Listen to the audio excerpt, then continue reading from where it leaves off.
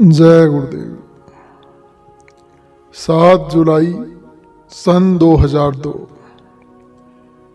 सुबह जब ध्यान में बैठा तो एक अति सुंदर रमणीक नोकीला तारा दिखाई दिया, चमकता हुआ। उसकी चमक अति सुंदर और तीखी थी। उसकी शोभा वर्णन से बाहर है। उससे अति बारीक प्रकाश हो रहा था। 8-10 सेकंड तक ये रहा।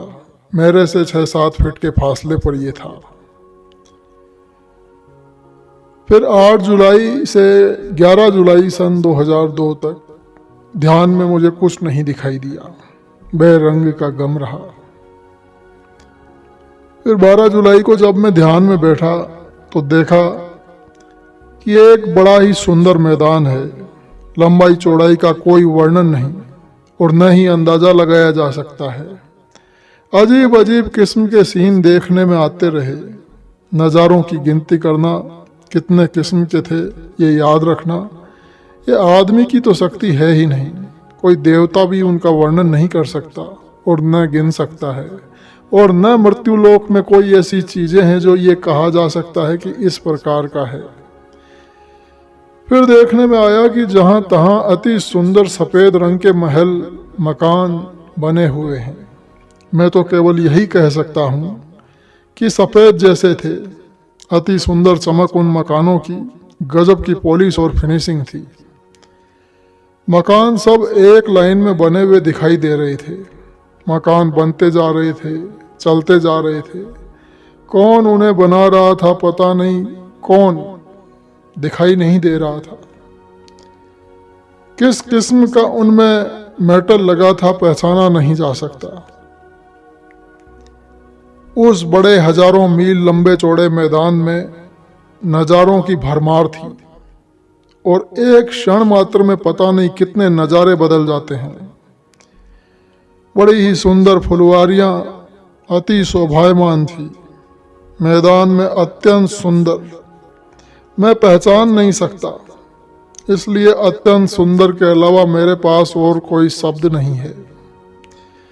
इसलिए अत्यंत सुंदर पोशाक पहने जगह जगह पर रमणियां यानी स्त्रियां अजीब अजीब किस्म के नृत्य नाच कर रही थी। अंदाजा लगाइए कि कितना बड़ा मैदान, कोई उसकी पैमाइश नहीं। उनमें इस प्रकार के नज़ारे जिन्हें देखकर मन, बुद्धि, चित्त पस्त, बेहोश, उनकी ही जब जब ये हालत हो जाती है तो कहाँ मनुष्य। बस उस समय उन नज़ारों को देखने के अलावा और कुछ नहीं। न माया, न कुटुंब, न जमीन जायदाद, न दोस्ती, न दुश्मनी, कुछ नहीं होती है। केवल देखते जाओ उन नज़ारों को। और भी अनगिनत नज़ारे आते रहे, पर लिख चुका हूँ मैं कि देवता भी वर्णन नहीं कर सकते हैं और न याद रख सकते हैं। उस समय रमणियां नाच रही थी, उनका चेहरा दिखाई नहीं दिया, चाहे वे पास में थी या दूर थीं। 13 जुलाई दिन में जब मैं ध्यान में बैठा तो देखा कि विशाल मैदान में जहाँ तहाँ सुंदर महलों की शोभा बेहद सुंदर थी। एक महल जो मेरे निकट था, उसका अंदर के भाग का चौकोर चौक साफ दिखाई दे रहा था। चौक स्क्वायर था और ऊपर के किनारों पर रेलिंग चारों तरफ लगी थी। रेलिंग पर चारों तरफ अलग अलग मस्त रंगों के थान लटक रहे थे। अत्यंत शोभायमान थे। सभी थानों का रंग अलग अलग, फिर भी रंग पहचान में नहीं आ रहे थे। रंग पहचान में नहीं आ रहे थे। आप ये बहस करेंगे कि ऐसा हो ही नहीं सकता कि रंग पहचान में ना आए।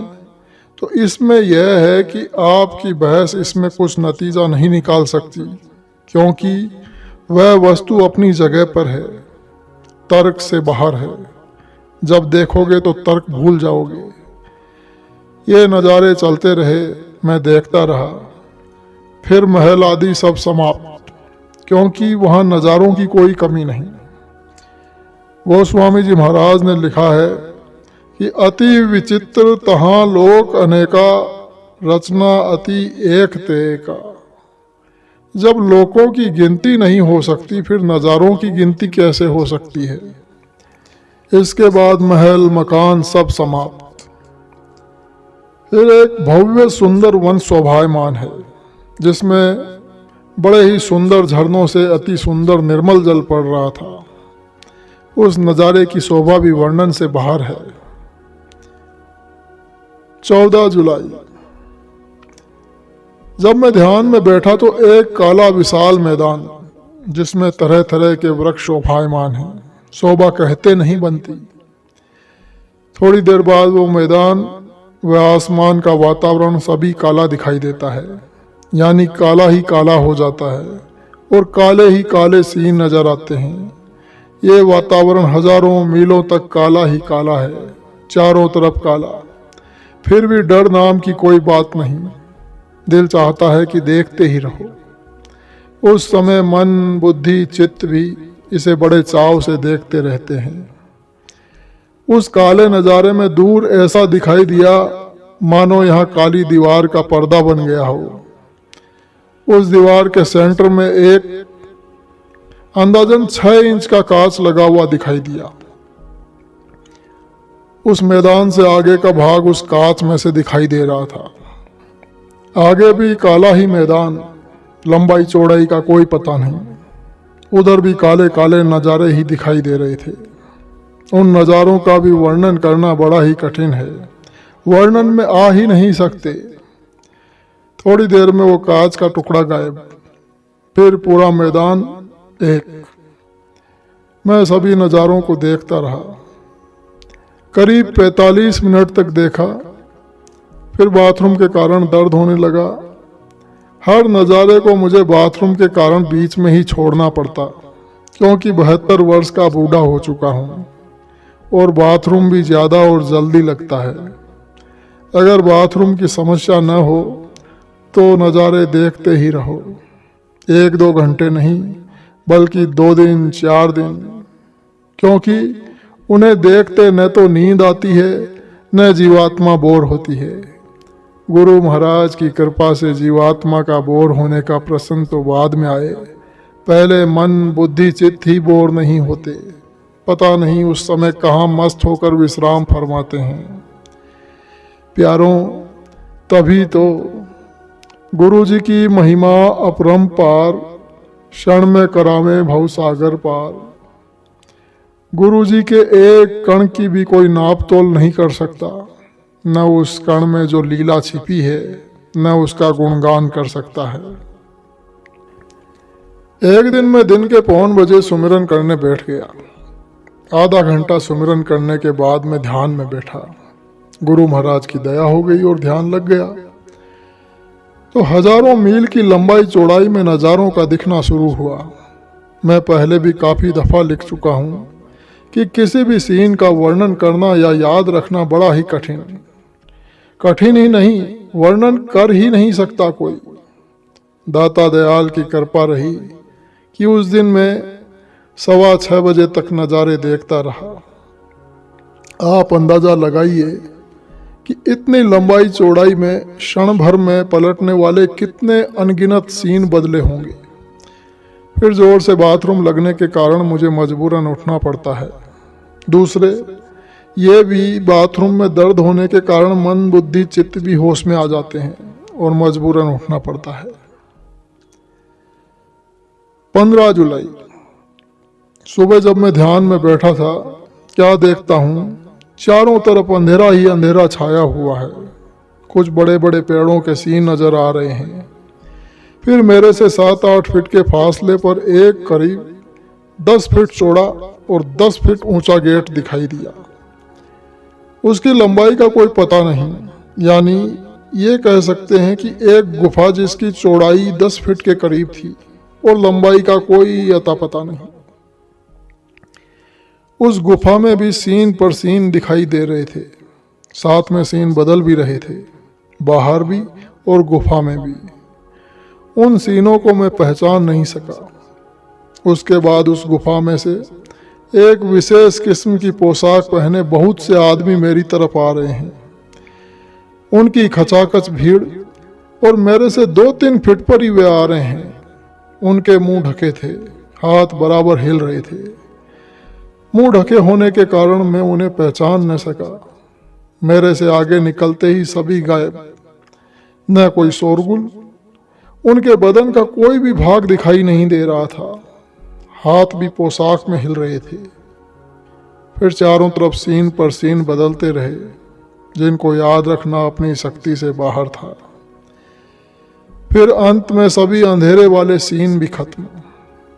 मैंने अपने को एक बड़ी मनमोहक सुनहरी रोशनी में लेटे पाया, या यूं कहें कि मेरे चारों तरफ सैकड़ों मीलों तक यह सुनहरा प्रकाश फैल गया था।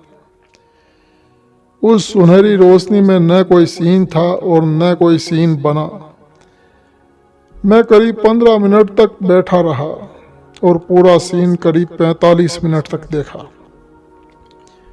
फिर बाथरूम लगने के कारण मुझे उठना पड़ा। इन सभी के बेस पर मैंने पहले लिख दिया है कि गुरु महाराज के एक कण के विस्तार का न तो कोई पता लगा सकता है और न कोई गुणगान कर सकता है। गुरु जी की महिमा अपरंपार, क्षण में करावे भव सागर पार। 15 जुलाई की शाम को जब मैं ध्यान में बैठा तो पहले पास के नज़ारे देखता रहा, क्योंकि आसपास तक ही दिखाई दे रहा था, आगे देखने का रास्ता नहीं था। फिर रास्ता खुला, हजारों मीलों तक साफ दिखाई देने लगा।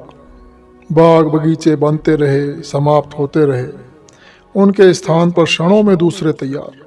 कभी ऊंचे ऊंचे पहाड़, 2 साइड से पहाड़ इतने नजदीक आ गए कि बीच में बहुत ही तंग सकरी गली सी बन जाए। ऊपर को निगाह करते हैं तो भयानक डर लगता कि ऊंचाई का कोई पता नहीं, तो डर लगता कि कहीं सकरी गली में फंस गए तो क्या होगा। फिर क्षण भर में ऊंचे महल, कभी दूर दूर, कभी फिर आमने सामने बड़े ही नजदीक। बीच में एक तंग गली दिखाई देने लगी। भवन अति सुंदर, उनकी शोभा वर्णन से बाहर, पर ऐसे भवनों में कोई आदमी दिखाई नहीं दिया। कभी पहाड़ व भवन सब खत्म, केवल समतल मैदान। ये खेल क्षण मात्र में हो रहा था, फिर सब समाप्त। जमीन से आसमान तक इस प्रकार से गूंथता चला गया जैसे गलीचे को गूंथा जाता है। यह सब मेरे सामने गूंथा जा रहा है। कौन गूंथ रहा है कोई दिखाई ही नहीं दे रहा था। जमीन से आसमान तक इस प्रकार गुथ गया कि सुई की नोक भी रखने की जगह नहीं थी। सीन पर सीन बदलते रहे, मैं देखता रहा, पर सभी सीन वर्णन से बाहर। जो वर्णन हो सकते हैं उन्हें मैं छोटे मोटे शब्दों में उस सीन का सुई की नोक बराबर हिस्सा मैं लिख रहा हूं। 16 जुलाई 16 जुलाई को जब मैं ध्यान में बैठा तो देखता हूं कि मेरे हाथ के पास ही अति चमकदार चीजें गिर रही है। कौन गिरा रहा है पता नहीं, और कितनी ऊंचाई से गिर रही है कोई पता नहीं। हर वस्तु की चमक एक से एक बढ़कर थी। वस्तुएं क्या थी मुझे उनके नाम का भी कोई पता नहीं, क्योंकि यहाँ ऐसी कोई वस्तु है ही नहीं। इसके समाप्त होने पर एक विशाल मैदान बन गया, जिसकी कोई लंबाई चौड़ाई नापी नहीं जा सकती। फिर मैदान के साइड साइड में बड़े बड़े पर्वत बन गए, इतने ऊंचे और सकड़े की देखने में भी डर लगे। फिर क्षण भर में ऊंचे ऊंचे आसमान को छूते सुंदर सुंदर महल बन गए। फिर क्षण भर में भवन, महल, पर्वत ये सब समतल बन जाए, समाप्त हो जाए। ये सब सीन मेरे पास से शुरू हो और हजारों मीलों तक ये सीन दिखाई दे रहे थे। इसके अलावा दूसरे सीन अलग से थे जिनका वर्णन हो ही नहीं सकता। ये सब मैं 45 मिनट तक देखता रहा। फिर बाथरूम लगने के कारण मुझे उठना पड़ा। जय गुरुदेव।